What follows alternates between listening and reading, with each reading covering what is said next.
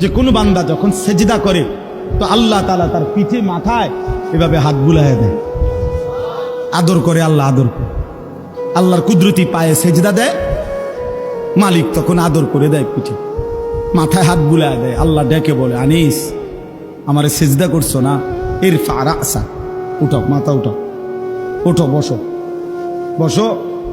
আর কিছু বলবা কিনা বলো? তো বান্দা বলে আত্তাহিয়াতু লিল্লাহি ওয়াস সালাওয়াতু ওয়াত তাইয়্যিবাত। আল্লাহ বলে, আচ্ছা আমার প্রশংসা করলা, খুশি হলাম, আর কিছু? আল্লাহুম্মা সাল্লি আলা মুহাম্মদ ওয়া আলা আলি মুহাম্মদ। ও মাশাআল্লাহ, আমার বন্ধুর প্রশংসা করলা, দুরূদ পড়লা, আমি এত খুশি হলাম, এখন কিছু আর বলবা? তো বান্দা বলে, আল্লাহ সেজদা দিয়ে আপনার কাছে আসলাম, আপনার প্রশংসা করলাম, আপনার বন্ধুর দুরূদ পড়লাম, একটা উদ্দেশ্য আছে, মাকসাদ আছে। কি মাকসাদ, কি উদ্দেশ্য? আল্লাহুম্মা ইন্নী যালামতু নাফসি যুলমান কাসীরা। আয় মাওলা, আমি বড় নাফরমান মাওলা, আমার গুনাহ অনেক বেশি মাওলা, আর আমি জানি ওয়ালা ইয়াগফিরুয যুনুবা ইল্লা আনতা, আপনি ছাড়া আর মাফ করার কেউ নাই।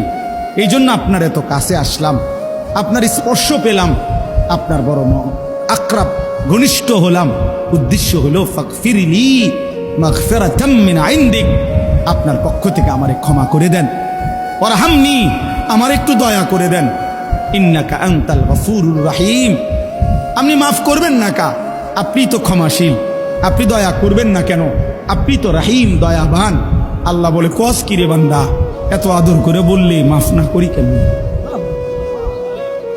কি কইছেন এখন? আল্লাহু আকবার। এই জন্য বান্দা যখন সালাম ফিরায় এই ডানে বামে, তখন এই একবার কি পড়ে? আল্লাহু আকবার। অর্থাৎ উদ্দেশ্য হলো সে সালাম ফিরাইয়াই আল্লাহু আকবার বলে, অর্থ বলে আর মানুষের জানায়, ভাই সাহেব আল্লাহ বহুত বড় মহান, উনি আমার মাফ করে দিচ্ছেন। আল্লাহু আকবার।